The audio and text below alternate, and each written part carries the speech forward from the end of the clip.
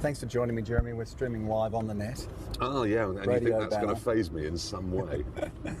Now, I'm not going to ask your age or mention your age, but I'm assuming you're just old enough to remember let's call them the good old days of motor racing.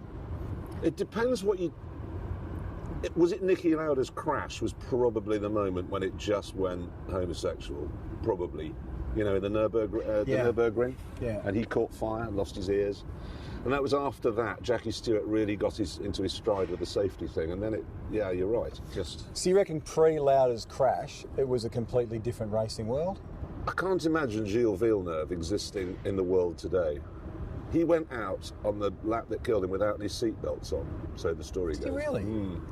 He was so angry. Who was his teammate at the time? Didier Pironi? Mm-hmm.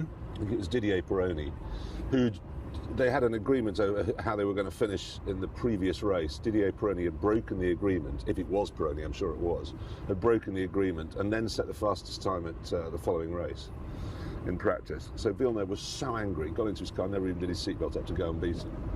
But can you imagine a racing driver today just saying, I'm in such a rush to get out there and be the fastest that I'm actually not going to put my seatbelts on? Today I despair of it today. It's supposed to be, you know, this glamorous, dangerous sport. It's more dangerous sitting here. But don't you reckon, but each driver would say the same thing? Like if you ask a Nico Rosberg, if you were to sit him next to Sterling Moss and say, this guy raced when it was dangerous, well, Nico could rightly say, yeah, but he didn't have to have the reflexes that I have to have. What? He's got traction control. They just sit. But in terms of the speed at which everything's happening, it is a completely different animal. I would say that Sterling Moss, and this is way before my time, Sterling Moss had it much tougher. And in terms of reflexes, feeling what those are, I've driven some. Have you ever driven those? You know, as it moves, it's no point thinking, well, the traction control will get there. You've got to get it, and you've got to know how much opposite lock to put on. You've got to know how to balance the throttle. You've got to know all of those things. And you've got to remember in those days as well, the difference between when they were going 11 tenths and 9 tenths was immense. You used to be able to go from the back of the field to the front just by being committed. No, I disagree. I think that the reflexes of people like Sterling Moss would have been more impressive than Nico Rosberg's today. Well, who knows? Nico Rosberg could be brilliant. We don't know because the car is masking everything. The electronics are so much quicker than anybody's brain. So how much better do you think the racing would be without, what would you take away? Traction control, traction control, stability, for sure. ABS? I'm not scientifically minded enough to know how to get to mend the aerodynamics, but they have the aerodynamics committee now in Formula One, and they're looking at ways of removing whatever it is that means that the car behind can't follow closely.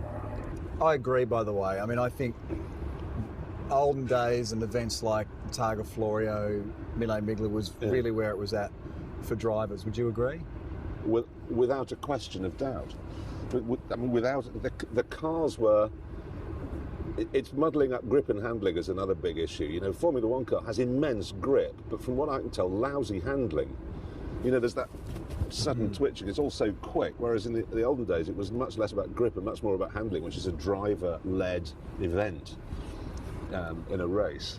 Mastering a car that doesn't handle particularly well, or even if it handles very well but has a small grip, requires immense skill, particularly when you've got curbs, trees, lampposts, and as often as not spectators here when you're going 150 miles an hour. The Targa Tasmania has elements of that because it is one of the last events, you know, where you get to race on public roads, and yeah, the spectators are supposedly in safe areas and all that sort of stuff, but you know, you make a mistake on a track, run over the curb, maybe hit the kitty litter, maybe bounce off a tyre barrier, but make a mistake on a road course and anything can happen. Look what happened to... So you're going backwards through the pearly gates on fire. Where are the women?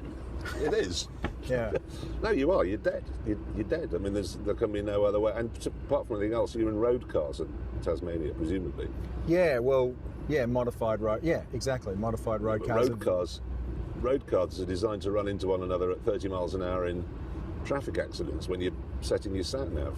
They're not designed to hit lampposts sideways, which modern racing cars are. Or trees. Or trees, yeah. Yeah. For the young person growing up today, I mean, you think of, not just, I'm not talking downtown London, I'm just talking the way that the laws have changed, the ways that, traffic has changed from when you were a kid or even when I was a kid. I'm only in my late 30s, but it's dramatically changed since when I first got my licence. Do you think the days of someone growing up and having a real earthly kind of car connection is dwindling? No, I don't. I think the traffic's bad. We're sitting here right in the middle of London now, and I've been to Sydney often enough and know that the traffic can get pretty bad there too. But the fact of the matter is that, they say, if you lined up every new car sold in Britain today, you could fill the M1, all the 3 lanes. But yeah, you fill the M1, but there's still thousands of miles of road that don't have any cars. I came down to London last night about 10 o'clock. It was just fantastic. You occasionally come along a car, drop it down into 3rd floor, you're braking into the corners, you're feeling that sensation of the whole car moving around underneath you. This is, the busiest time, a green monster breathing down our necks. No, absolutely not. The passion is still there. Even when I got into London last night, there's an area just to the west of London, very popular with people who like to put big bass speakers in their cars, and huge wheels and what have you. So you come through this area, and there they all were last night. But it's a different thing they're looking for from the car. But nevertheless, it's still a car-based culture.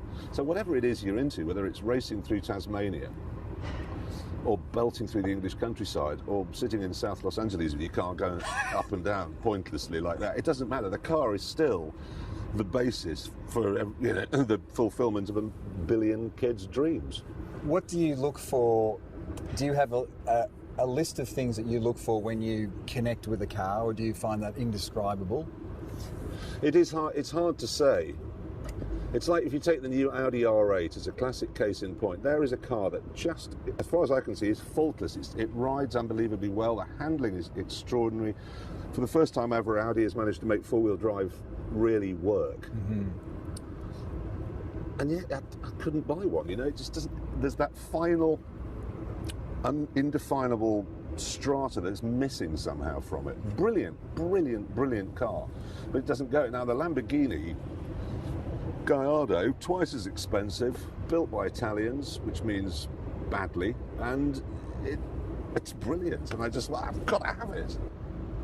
Are you able then, given that experience, talking about the R8 and stuff, to ignore the numbers? Do you find the numbers? Do you think we get numbers obsessed? Well, I do. You ignore them? No, I do. I get numbers obsessed. But the fact of the matter is that while the numbers, like on an R8, all add up, they don't add up to anything. They add up to just something you don't particularly want. They're impressive.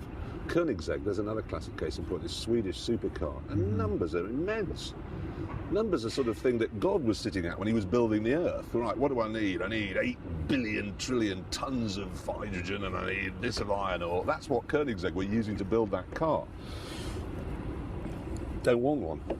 The 911, you're a 911 fan, aren't you? I do like 911s, but I do prefer XB GT coupes.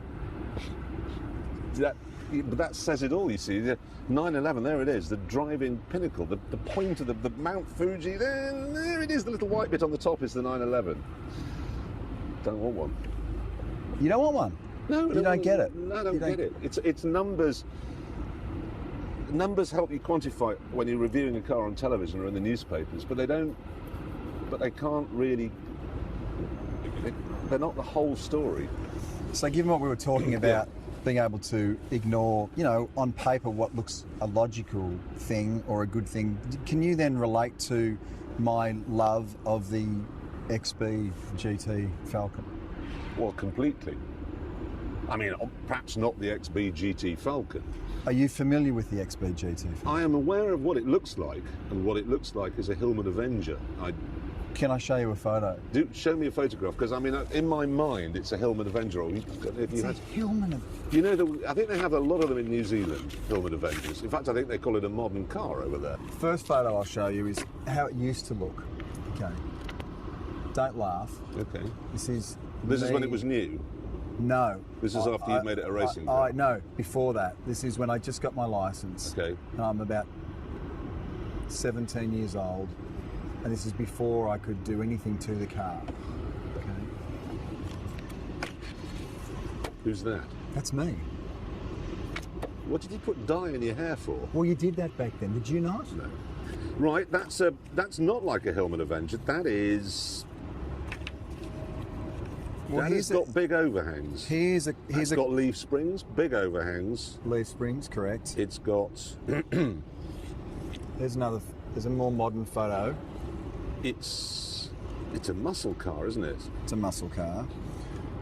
As you can see by the 911 behind it, these rear guards are what you call a little large.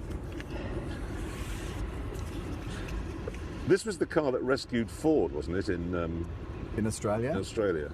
I wish. So you're one of these people that went to Bathurst and had fights. Yeah. You did do that? Yeah. Something I really want to do that. Go and fight with the GM people. Now, here's a photo of what the car looked like before I decided to fix it up. It was in what you call not great condition. Am I looking there at catastrophic understeer? You can tell by a photograph. Is that catastrophic understeer, or are you just pulling out of a junction? I'm gathering the spectators are giving me an indication that you're actually in some kind of a race here. The helmet's giving me that impression. Yeah. I'm not seeing a lot of blur going on, but I'm seeing quite a lot of lock. A lot of understeer. Funny you should mention that. This is to show you.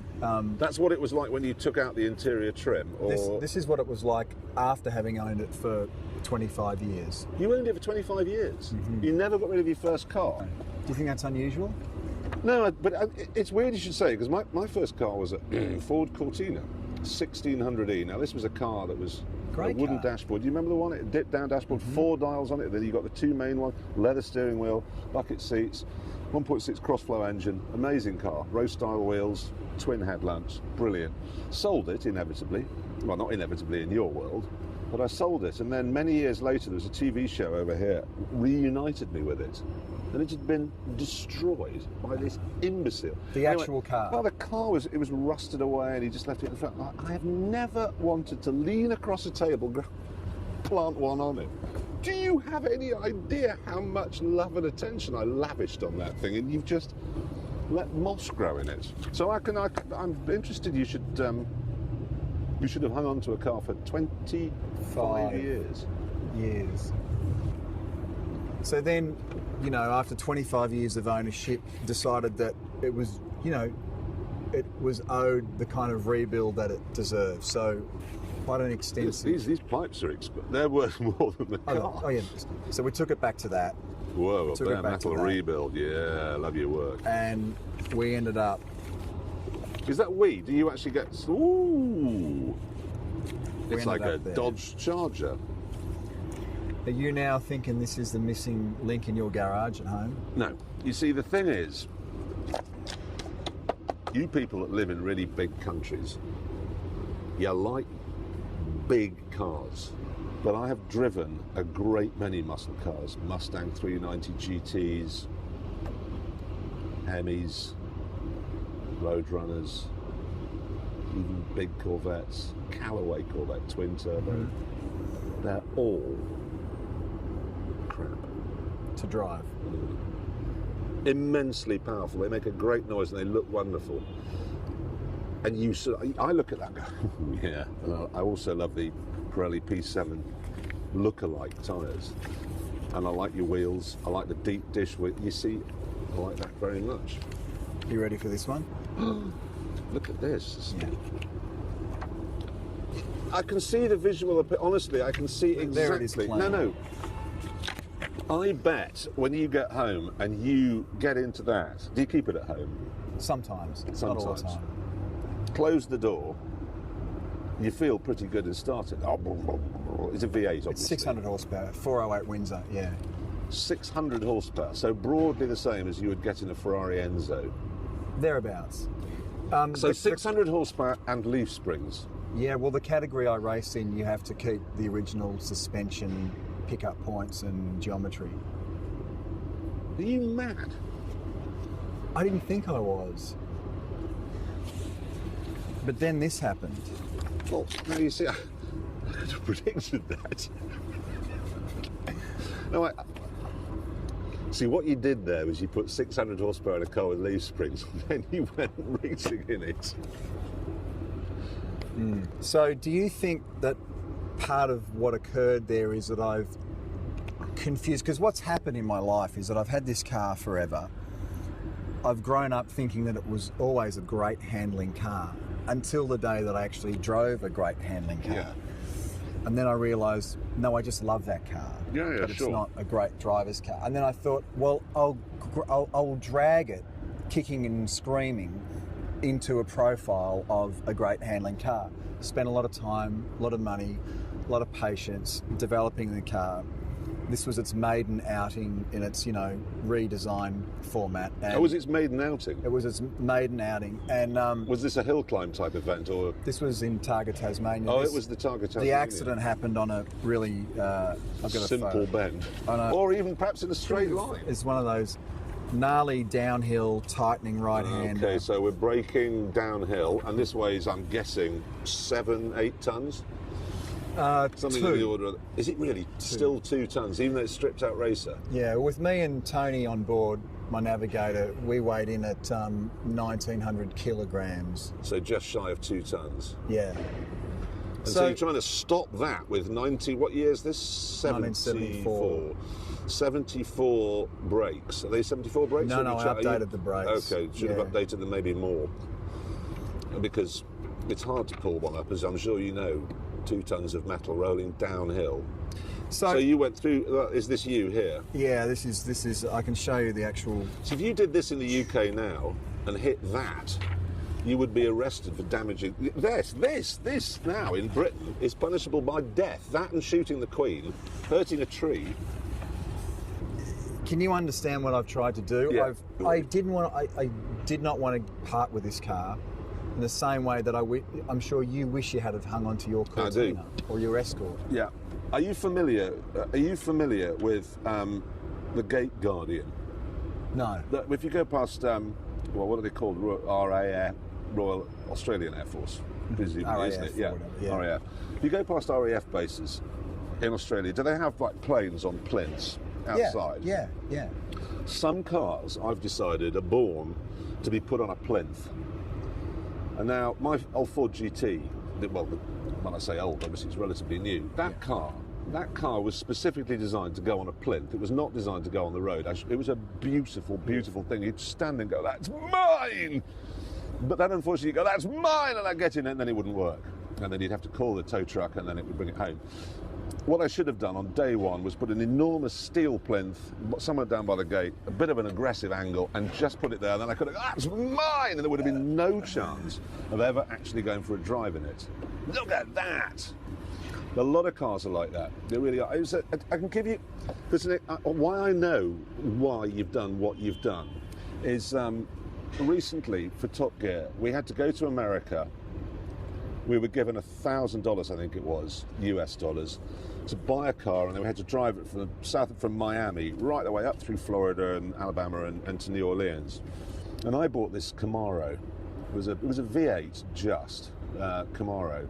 Absolutely shot when I got it. Brakes had it, power steering pump had it, an alarming clonking from the front suspension. The steering wheel was coming off. It was there was a dead body in the back. It was just appalling. And it got progressively worse. Inevitably, the air conditioning wasn't working in August in the southern states. When I got to New Orleans, I loved that car more than I loved pretty much life itself. Because I was the only person, anyone else that would have got into it would simply not have been able to make it work. There wasn't enough clutch play, you had to work out how to turn the steering wheel. Everything was, you had to be in tune with it, absolutely. As much as you would know every little detail on that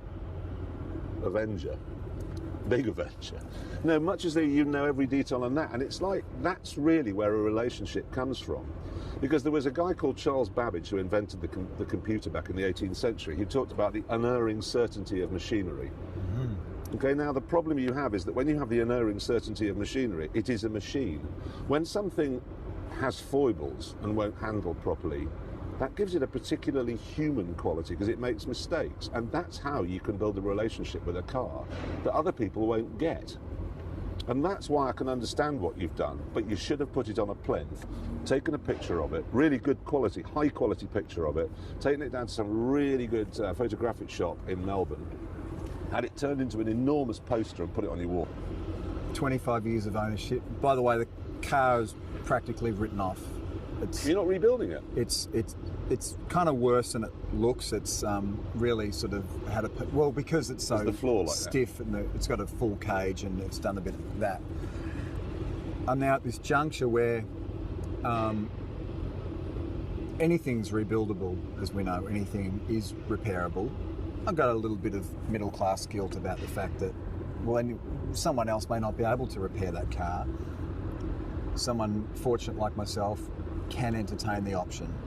I've had these like little tiny glimpses where I go, well, maybe after 25 years it's time to go, that life has come to a natural ending, or I really have no choice but to fix it. What would you do? Well, if your wife gets a cold, do you turn around and say, well, we've been married 12 years now, you're not working as well with a runny nose there as you used to. I think, if you don't mind, I'm probably just going to trade you in for something, I don't know, much younger. So see you, goodbye. Would you do that? No. Well, here's my dilemma. It's a tricky one.